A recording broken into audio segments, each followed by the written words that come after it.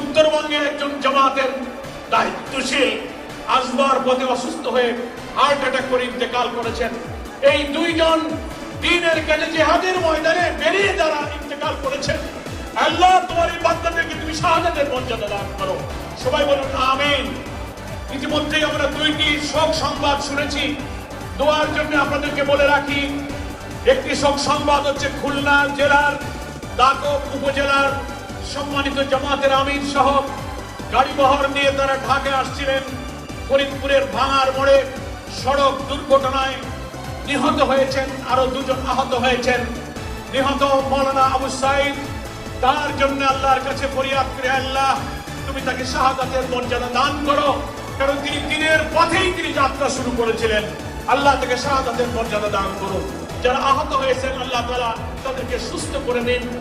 সারা দেশ এবং দুনিয়া আজকে এই সোহরাওয়ার্দী উদ্যানের বিশাল ময়দানের দিকে তাকিয়ে আছেন।